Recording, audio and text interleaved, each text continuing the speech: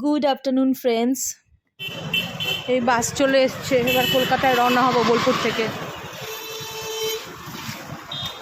তো এইখানে তো আমাদের লাগেজগুলো ডিকিতে স্টোর করা হচ্ছে, তো এখন আমরা বাসে উঠব। তো চলো,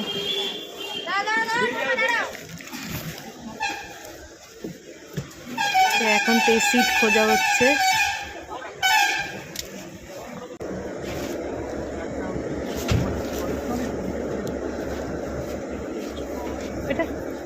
এটা ধরো, তুমি ঢুকে যাবে। ভালো এটা স্যার সত্য তো আছে। এটাকে এখানে রাখো, এই জায়গা তো আছে। ঠিক আছে বাস বা। তো বাসটা না প্রায় 1 ঘন্টার মতো লেট ছিল। দুপুর 1টায় ছাড়ার কথা, সেখানে প্রায় 2টো নাগাদ বাসটা ছাড়লো। তো এখন তো অনেকটা পথ যেতে হবে।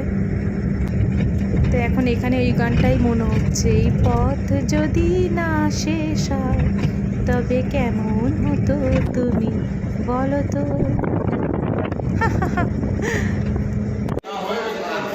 এই শক্তিগড়ে এসে বাসটা স্টপ দিয়েছে।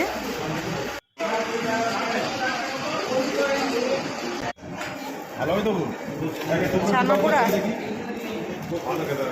তো এইখানে তো ছানাপোড়া নেওয়া হলো। তো এখানে না গরম গরম বেশ সিঙ্গারা ভাজছে।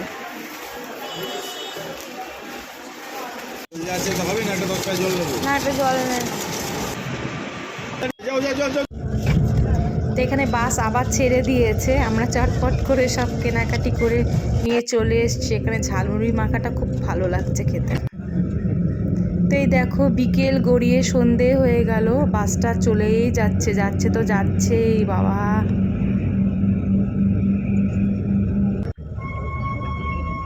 ভাতের সাথে খেতে পারেন, রাইস রুটি বিরিয়ানির সাথে খেতে পারেন, শুকনো মুড়ির সাথে খেতে পারেন, ভালো লাগে। এই এক পিস না, অত নিও না।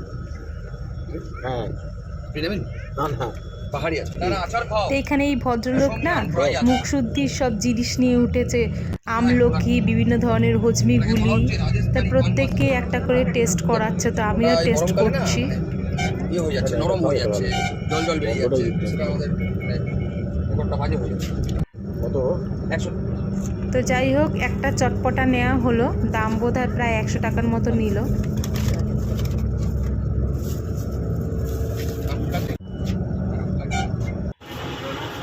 তো এই আমরা স্প্ল্যানেড এসে নামলাম সন্ধ্যে 7টা নাগাদ।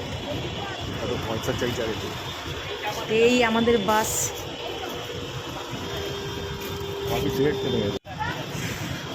ছেলেকে খুঁজছে, বাপি কোথায় গেল? বাপি সিগারেট খেতে গেল। তাই কৌশিক এখন ক্যাব বুক করছে।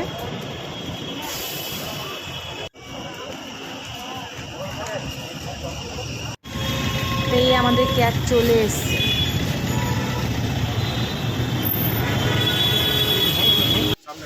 তাহলে তো বাক্সটাকে ওখানে ঢোকালে কেন? বাক্সটাকে বেকার কেন? ঘুরতে যাওয়াটাই মজা, তাই না? দিনটা চলে এলে দিনটা তাড়াতাড়ি ফুরিয়েও যায়। ভিড় হয়ে গেছে, অ্যাভেলেবেল ছিল নাকি?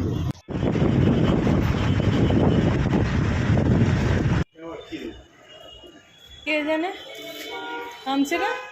না, কে কোথাও একটা দিয়েছে, তো খুলে রেখে দেখো দেখো, কৃষ্ণকে ডাকো।